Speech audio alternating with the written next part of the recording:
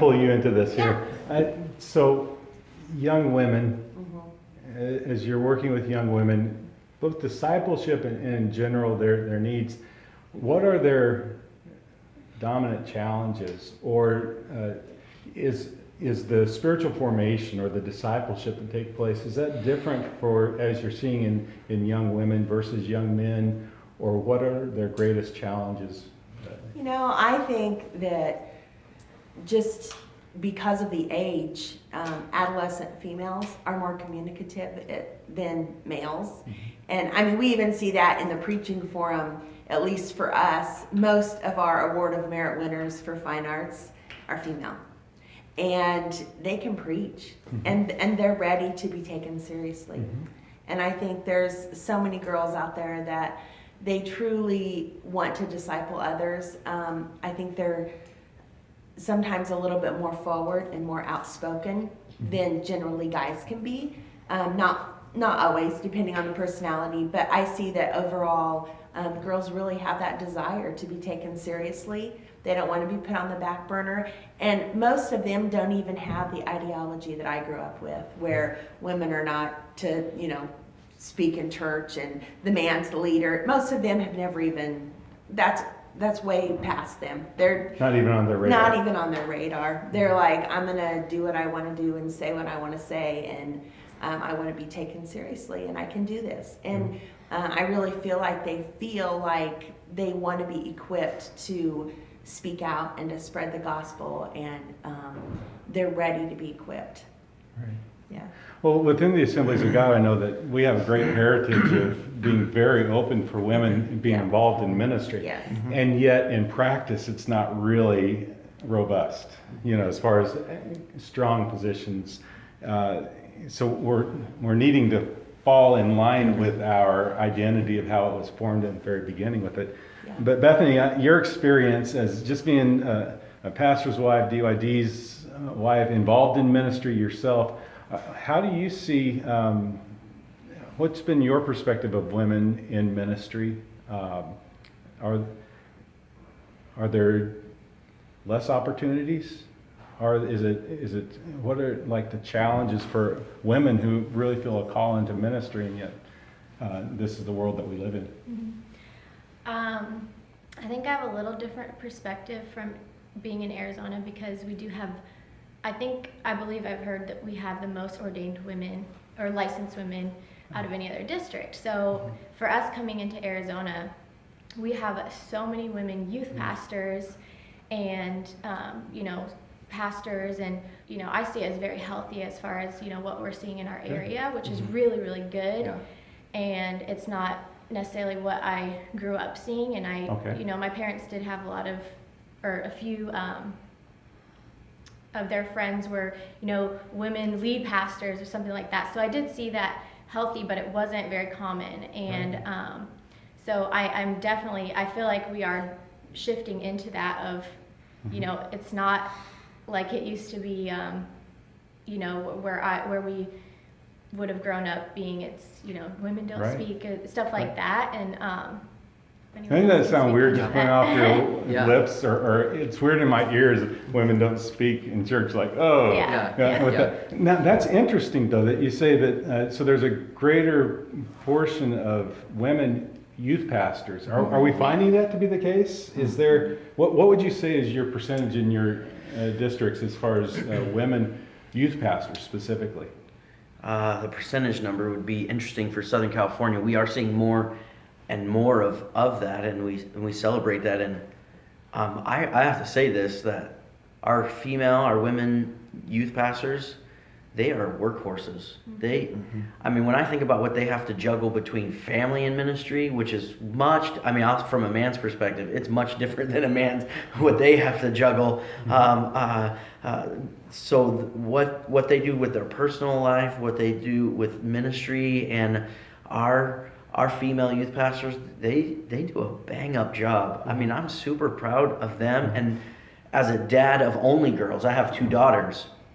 I'm constantly trying to put my daughters in front of ladies like that, of saying, God's anointing is not limited to gender. God's calling is not limited in any way, that what he has called you to be, you can be, and if there's anything that I can do as a dad to blaze that trail, I'm gonna do it. And want to encourage that God is shining a light on like, hey, there's an army here that maybe has not always gotten full credit. Right. It's raising some thoughts in my mind, but I'm curious about Rocky Mountain District. I know this is, you don't have the stats in front of you, but from your perspective, would you say, as far as the ratio of male to female, both youth pastors as well as like what you're seeing in youth groups or in like conferences that you're doing, is there like a skew towards a greater female participation, like what we're saying, or in Rocky Mountain? You know, I would say that there are many up and coming and some established Right.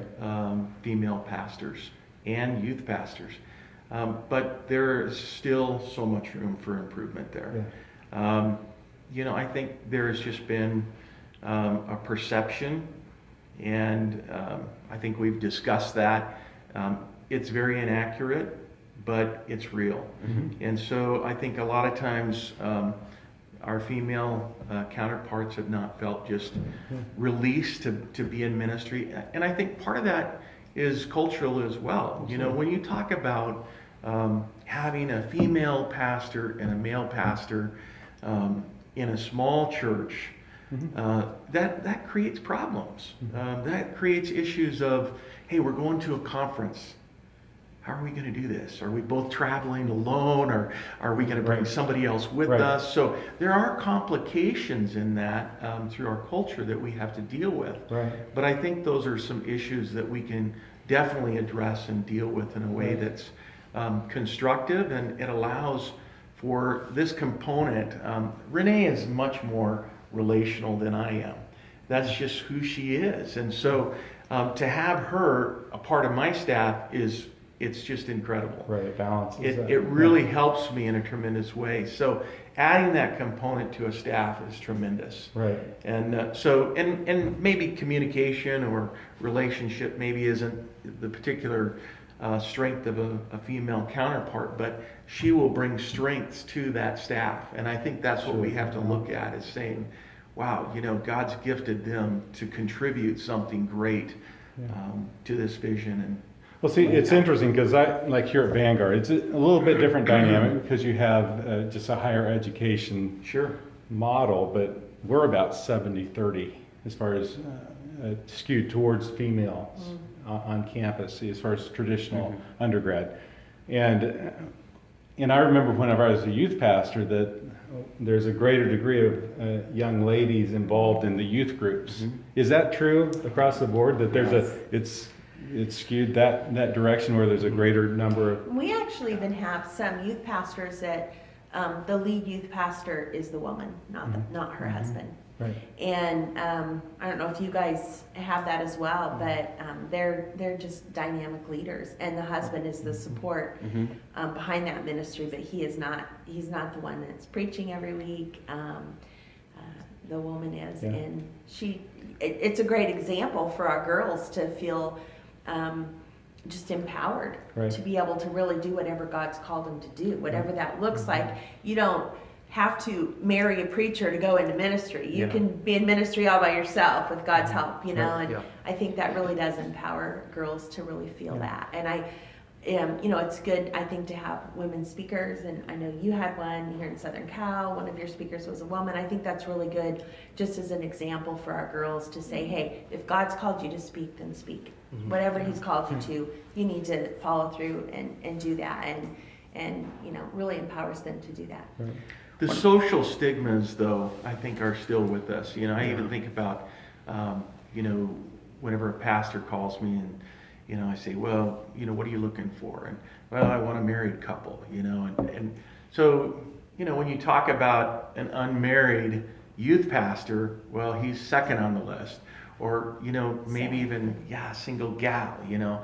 I mean, that's above a single male, you know. But, I mean, we all know that those stigmas are there. And I think those are some things that we really have to deliberately look at and say, we've got to change some of these things, because we're limiting what God can do through the power of a lot But of don't our we see that female there's pastors. almost the ministries that all of you are over, that it's almost an incubator for that, the next generation of leadership. Mhm. Where, I mean, it seems to me there's a couple issues that rise in my mind that are challenging because of this little conversation. One is that if there is let's just say a 70 to 30 ratio for women involved or young ladies in youth groups, if they don't have a female voice there, they're not being, it's not the ideal connection for them to be encountered with transformation. You know, it's like if the guy uses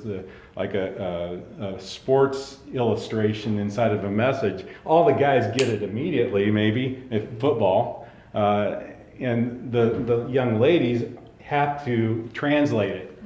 You know, so that's the one side. But then the other side is, why is there only 30% the males? You know, how is that addressed? So I think there's a couple issues that brings. Something that we've started doing with training our youth pastors, specifically our male youth pastors.